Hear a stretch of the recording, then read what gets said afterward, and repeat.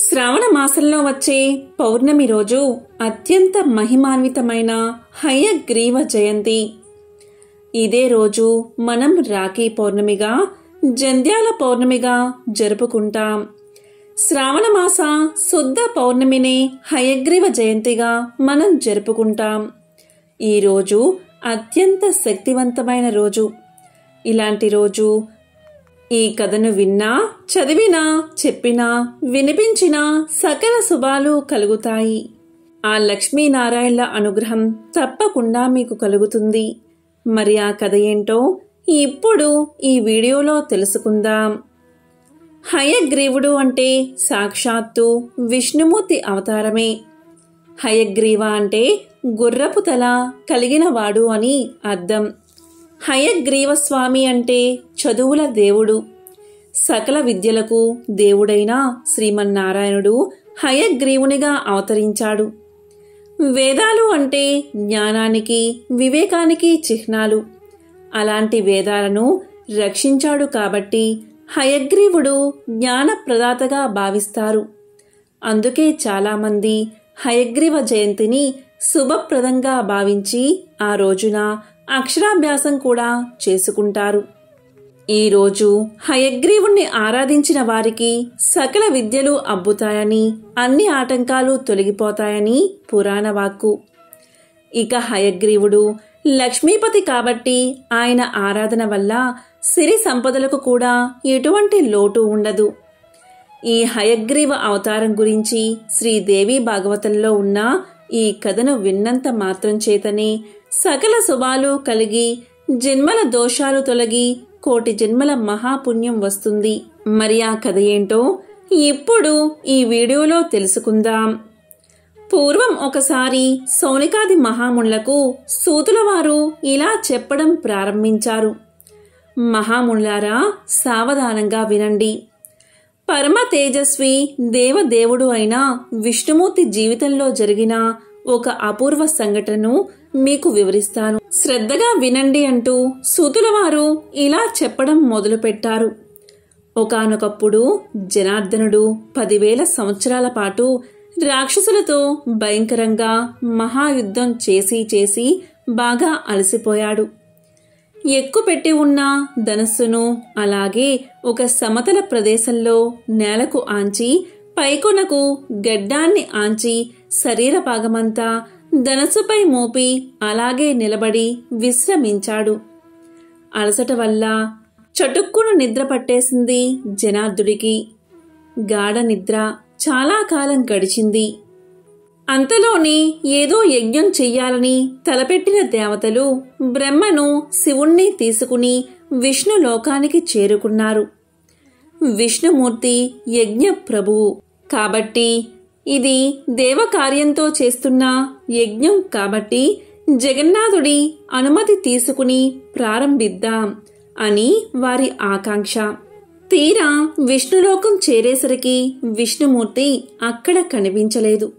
దివ్య దృష్టితో చూశారు వారంతా. యుద్ధం ముగిసి నిశ్శబ్దంగా ఉన్న రణరంగంలో ధనస్సు మీద నిలబడి నిద్రపోతున్న కేశవుడు కనిపించాడు. ఇక అందరూ ఒక్క ఉదుటున అక్కడికి చేరుకున్నారు. కానీ స్వామి నిద్రలోనే ఉన్నారు. నిద్ర లేపడం ఎలాగా, ఉపాయం ఆలోచించండి అన్నాడు దేవేంద్రుడు. నిద్రాభంగం చేయకూడదు, మహాపాపం. అలా అని యజ్ఞాన్ని ఆపలేము అంటూ సంశయంలో పడ్డాడు శంకరుడు. ఇక బ్రహ్మదేవుడికి ఒక ఉపాయం తోచింది. వెంటనే ఒక చెదపురుగును సృష్టించాడు బ్రహ్మదేవుడు. వింటి నారిని తినమన్నాడు. వెంటనే ధనస్సు జారి కింద పడుతుంది. అప్పుడు దేవదేవుడు నిద్ర నుంచి మేల్కొంటాడు. దేవకార్యం నెరవేరుతుంది అని పథకాన్ని చెప్పాడు బ్రహ్మ. అందరూ అంగీకరించారు.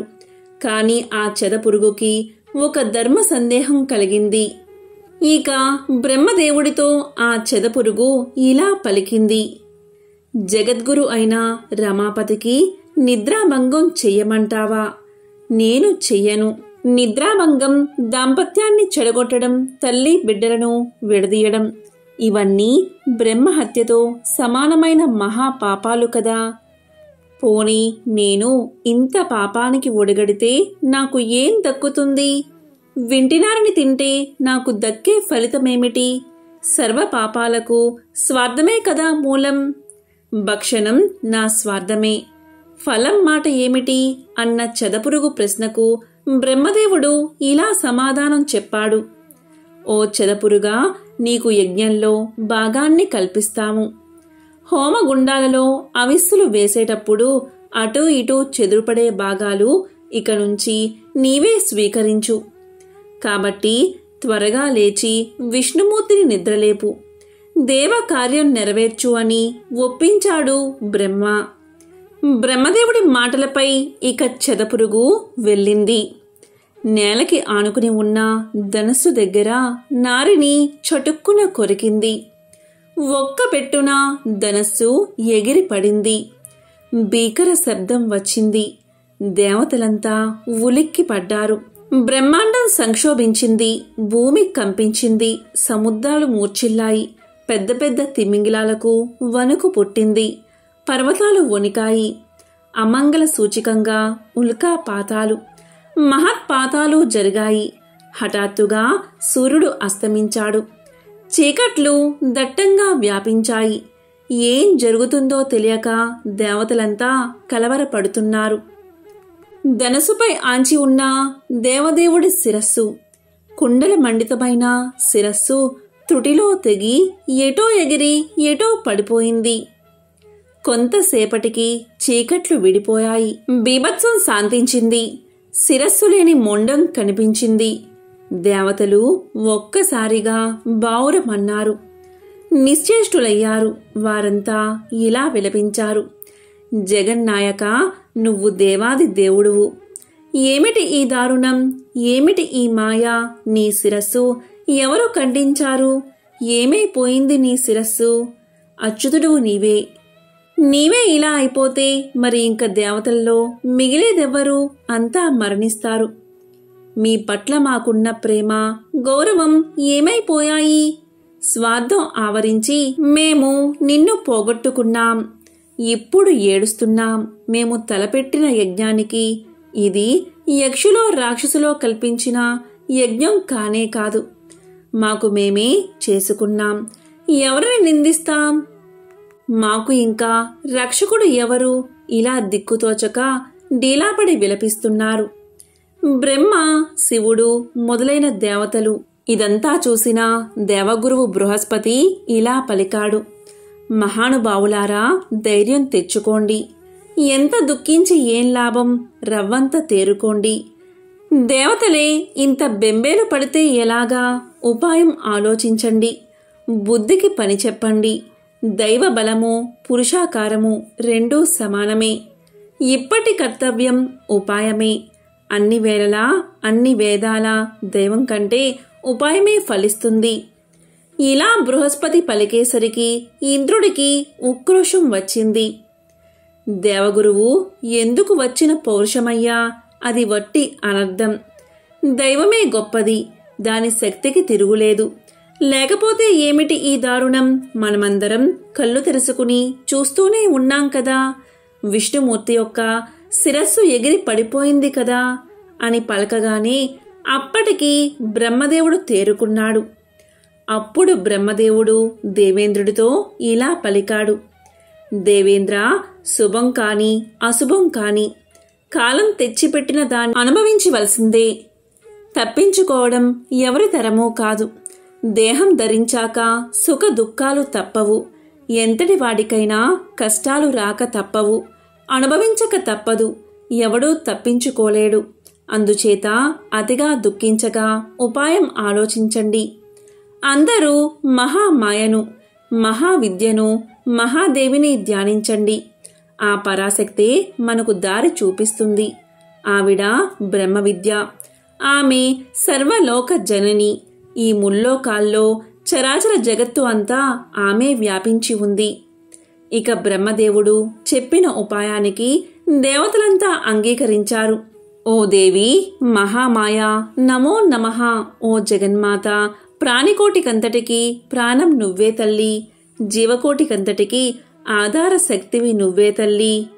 అమ్మా జనని, విష్ణుమూర్తి తల తెగిపడిందని నీకు తెలియదా? నీవే శరణం తల్లి అని దేవతలంతా దేవిని స్తుతించారు. అలాగే వేదాలు స్వయంగా చేసిన ప్రస్తుతికి మహేశ్వరి ప్రసన్నురాలు అయ్యింది. కనిపించకుండా ఆకాశవాణి ఇలా వినిపించింది. చెవులకు ఇంపైన శబ్దాలతో ఆనందకరంగా శుభప్రదంగా మాట్లాడింది. ఈ విధంగా దేవతలారా చింతించకండి. వేదస్థుతులతో నేను ఎంతో సంతోషించాను. శ్రీ మహావిష్ణువు యొక్క శిరస్సు అలా అయిపోవడానికి ఒక కారణం ఉంది. ఈ ప్రపంచంలో అకారణంగా ఏమీ జరగదు. విష్ణుమూర్తి ఒకరోజు తన ప్రియ భార్య అయిన లక్ష్మీదేవిని చూసి ఒక విధంగా నవ్వాడు. స్వామి ఎందుకు అలా నవ్వారు అనుకుంది లక్ష్మీదేవి. నా ముఖం వికృతంగా కనిపించిందా, లేకపోతే ఉత్తినే అలా నవ్వారా అని అనుకుని లక్ష్మీదేవికి పట్టరాని కోపం వచ్చి భర్తను శపించింది. నీ శిరస్సు తెగిపోవుగాక అని శపించింది. ఆ పాపం ఇప్పుడు కార్యరూపం ధరించింది. శిరస్సు వెళ్లి ఉప్పు సముద్రంలో పడిపోయింది. అయినా పర్వాలేదు దేవతలారా, మీరు తలపెట్టిన మహాకార్యం నెరవేరుతుంది. దీనిలో ఎటువంటి సందేహమూ లేదు. ఈ సంఘటనకు మరొక చిన్న కారణం కూడా ఉంది. అది కూడా చెప్తాను వినండి. ఒకప్పుడు హయగ్రీవుడు అనే రాక్షస మహావీరుడు సరస్వతీ నదీ తీరంలో పరమ దారుణంగా తపస్సు చేశాడు. ఏ రూపాన్ని ధ్యానించాడో అదే రూపంలో సింహాసనంపై నేను కనిపించాను. వరం కోరుకోమన్నాను.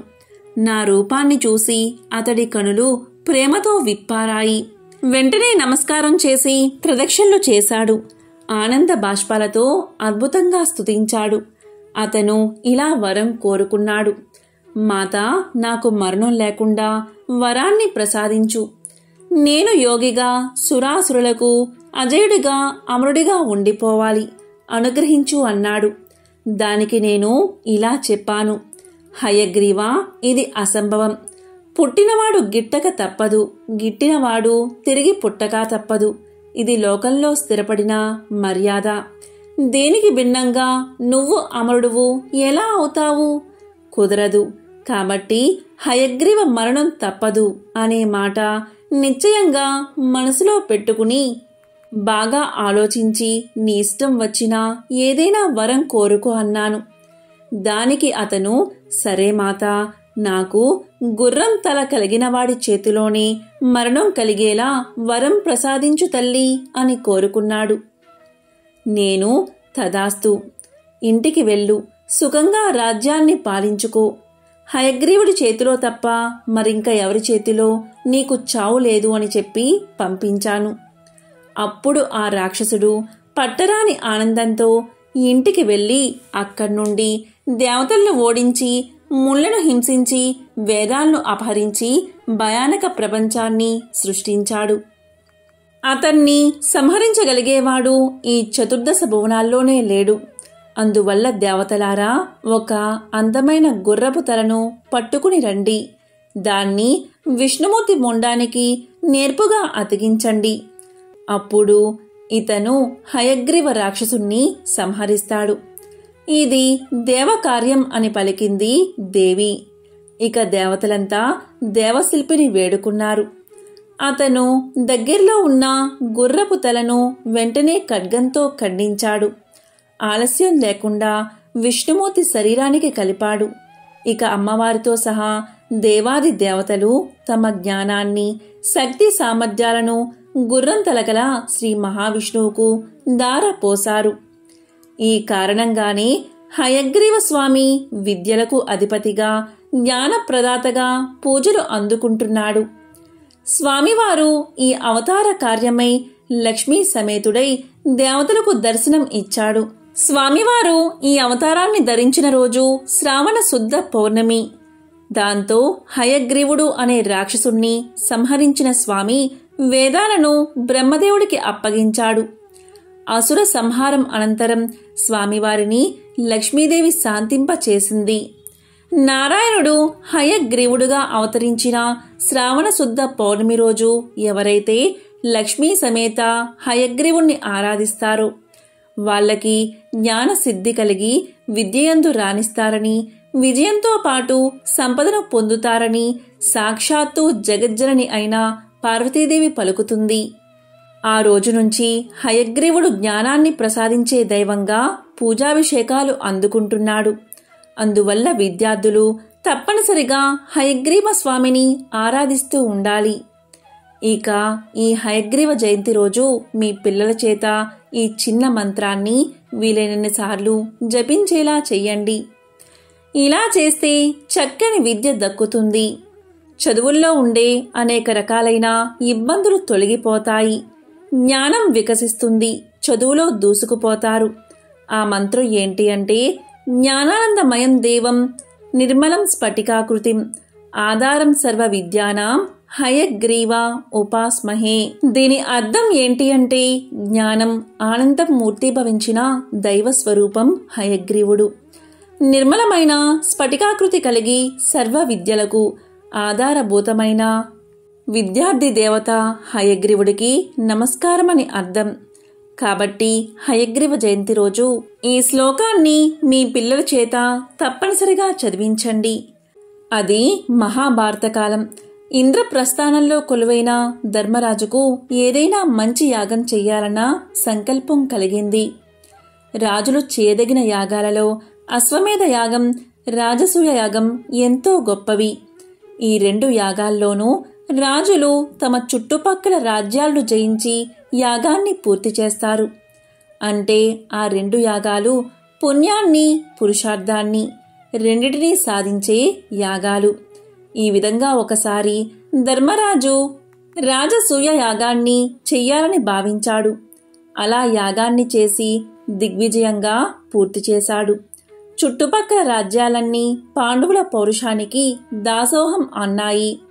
ఈ విధంగా యాగాన్ని ముగించిన సందర్భంగా ఎవరికన్నా పెద్దలకి అగ్రతాంబూలం ఇవ్వాలి అనుకున్నారు పాండవులు. పాండవులకు మాత్రం పెద్ద దిక్కు ఆ శ్రీకృష్ణ పరమాత్ముడే కదా.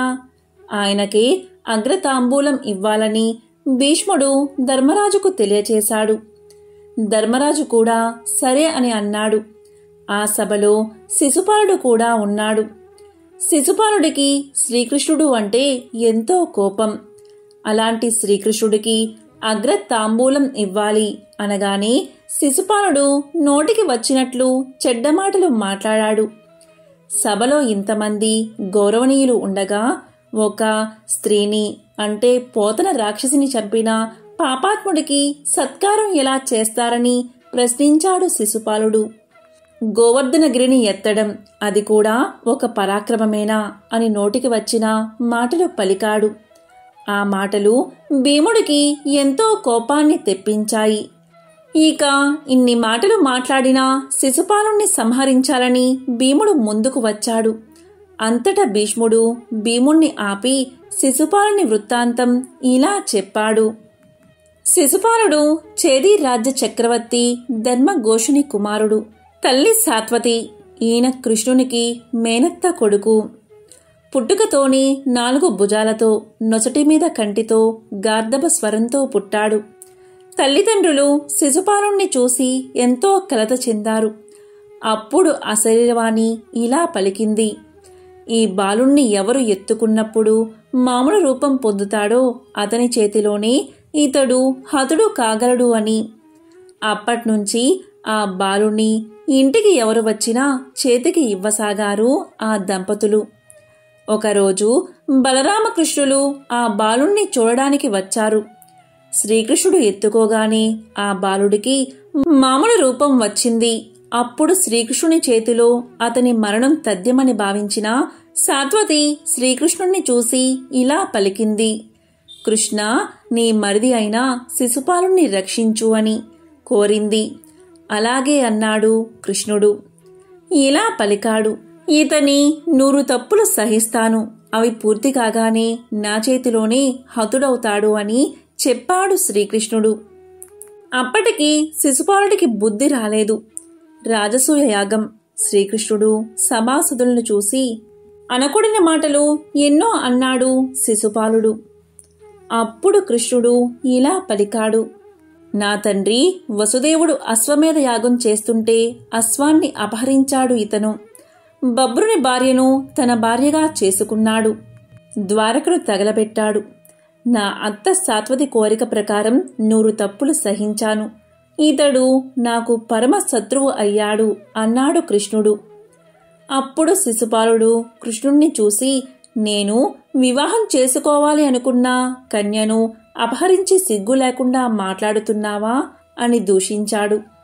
ఇక శ్రీకృష్ణుడు సహించలేకపోయాడు అని శిశుపాలుడి వృత్తాంతాన్ని చెబుతూ భీష్ముడు ఇలా పలికాడు: కాబట్టి భీమసేన, శిశుపాలుడి చావు శ్రీకృష్ణుని చేతిలో రాసిపెట్టి ఉంది. నువ్వు ఊరుకో అని శాంతింపచేశాడు. మరో పక్క సభలో శిశుపాలుడు శ్రీకృష్ణుని మీదకు దండెత్తేందుకు తన పక్షాన ఉన్న రాజులందరినీ ఏకం చేశాడు. శ్రీకృష్ణుడంటే శిశుపాలుడికి మొదటి నుండి వైరమే. ఇలా తనకి తెలియకుండానే 100 తప్పులను చేసేశాడు. దాంతో 100 తప్పుల గడువు తీరిపోయింది. దాంతో శ్రీకృష్ణుడికి ఆగ్రహం కలిగి శిశుపాలుడి మీదకు తన సుదర్శన చక్రాన్ని ప్రయోగించాడు. ఆ సుదర్శన చక్రం నేరుగా వెళ్లి శిశుపాలుడి తలను ఖండించింది. కాని సుదర్శన చక్రం విడిచే ఆవేశంలో శ్రీకృష్ణుడి వేలికి చిన్నపాటి గాయమై రక్తం కారడం ప్రారంభమైంది.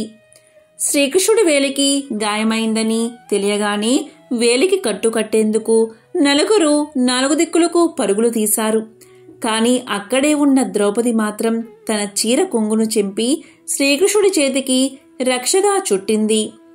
ఆ చెల్లి ప్రేమను చూసిన శ్రీకృష్ణుడు కరిగిపోయాడు. ఆ విధంగా శ్రీకృష్ణుడికి రక్షణగా కట్టిన వస్త్రం రక్షాబంధనం అయ్యింది. అలా రక్షగా కట్టిన ద్రౌపదితో శ్రీకృష్ణుడు ఇలా పలికాడు: నువ్వు నన్ను ఆపదలో ఆదుకున్నావు, అందుకుగాను నీకు ఆపద వచ్చినప్పుడు నేను నీకు రక్షగా నిలుస్తాను అని వాగ్దానం చేశాడు. రాజసూయ యాగం తర్వాత అక్కడే ఉండి ధర్మరాజు వైభవాన్ని, అతని రాజ్యంలోని మైసభను చూసిన దుర్యోధనుడికి ఎక్కడలేని అసూయ కలిగింది. తన రాజ్యమైన హస్తినాపురానికి చేరుకోగానే శకునితో కలిసి పాండవులను ఎలా రాజ్యభ్రష్టుల్ని చెయ్యాలా అని పన్నాగం పన్నారు. అందులో భాగంగానే ధర్మరాజుని మాయా జూదానికి ఒప్పించారు. ఆ జూదంలో ద్రౌపదిని కూడా గెలుచుకుని నిండు సభలో ఆమె చీర లాగేందుకు పూనుకున్నారు. పాండవులు కూడా ఏమీ చేయలేక ఊరుకున్నారు. ఇక గత్యంతరం లేక ద్రౌపది లోకరక్షకుడైన శ్రీకృష్ణుణ్ణి పిలిచింది. ఆ తరువాత శ్రీకృష్ణుడు రక్షిస్తాడు ద్రౌపదిని. ద్రౌపది శ్రీకృష్ణుడి వేలికి చుట్టిన రక్షే రక్షాబంధనానికి నాందిగా నిలిచిందని, దానికి బదులుగా శ్రీకృష్ణుడు తన వాగ్దానాన్ని నిలుపుకున్నాడని, సోదరుడి బాధ్యతను నిర్వర్తించాడని పురాణాలు చెప్తున్నాయి. ఇదే రక్షాబంధనానికి సంబంధించిన పురాణ కథ. ఈ కథను చదివినా, విన్నా, చెప్పినా, వినిపించినా జన్మల పాపాలు తొలగి 1,000,000 జన్మల పుణ్యం వస్తుంది. సకల శుభాలు కలుగుతాయి. ఓం నమో నారాయణాయ. ఓం నమో భగవతే వాసుదేవాయ.